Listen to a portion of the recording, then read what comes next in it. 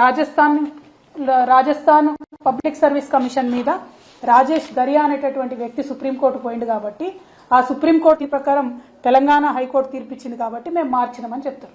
కానీ ఈ తీర్పు అనేటటువంటిది నవంబర్ 2022లో వచ్చింది. కేసీఆర్ గారి ప్రభుత్వం ఏం చేసింది, ఇమీడియట్ గా జనవరి 2023లో హైకోర్టుకి వెళ్లి మేము దీన్ని ఒప్పుకోము, పాత విధానంలోనే మహిళల హక్కులు కాపాడే విధంగా రిజర్వేషన్ ఇస్తామని తెలంగాణ ప్రభుత్వం ఆనాడు చెప్పింది కేసీఆర్ గారి ప్రభుత్వం.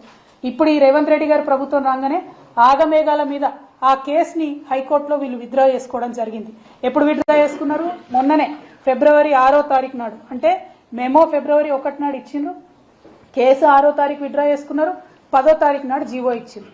ఇక్కడ రేవంత్ రెడ్డి గారి ప్రభుత్వాన్ని నేను 2-3 అంశాలు స్పష్టంగా ప్రశ్నిస్తా ఉన్నాను.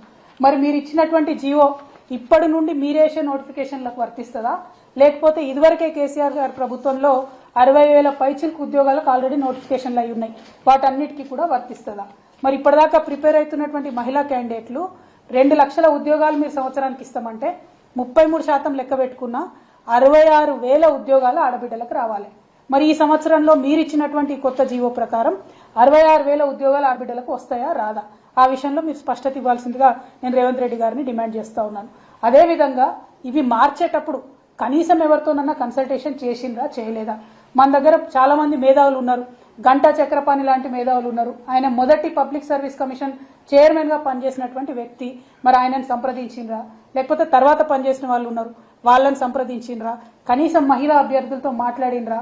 మహిళల హక్కుల కోసం పోరాటం చేసే వాళ్ళతో మాట్లాడిండ్రా అన్నది నేను ఇవాళ రేవంత్ రెడ్డి గారిని ప్రశ్నిస్తా ఉన్నాను. మీరు రాజకీయాలపై పెట్టినటువంటి శ్రద్ధ రోస్టర్ పాయింట్ పైన పెట్టి ఉంటే ఇవాళ తెలంగాణ ఆడబిడ్డలకు ఈ అన్యాయం జరిగేది కాదు. రేవంత్ రెడ్డి గారికి మేము రిక్వెస్ట్ చేస్తా ఉన్నాం, ఈ జీవోను మీరు తక్షణమే తీసేయండి, ఈ జీవోను మీరు వెనక్కి తీసుకోండి. ఎందుకంటే డిపార్ట్మెంట్ వైజ్ గా చూసినప్పుడు ఒక చిన్న గ్రూప్ 4లో ఎగ్జాంపుల్ చెప్తా ఉన్నా, 35 జాబుల్లో పాత రూల్ ప్రకారం 23 మంది ఆడబిడ్డలకు ఉద్యోగాలు రావాలి, కానీ కొత్త రూల్ ప్రకారం 9 మందికి కూడా వచ్చేటటువంటి పరిస్థితి లేదు. అంటే సగానికి పైచిలకు ఆడబిడ్డలకు అన్యాయం జరుగుతున్నటువంటి ఈ జీవోను మీరు తీసుకురావడాన్ని మేము తీవ్రంగా వ్యతిరేకిస్తూ మిమ్మల్ని రిక్వెస్ట్ చేస్తా ఉన్నాం, ప్రభుత్వాన్ని డిమాండ్ చేస్తా ఉన్నాం.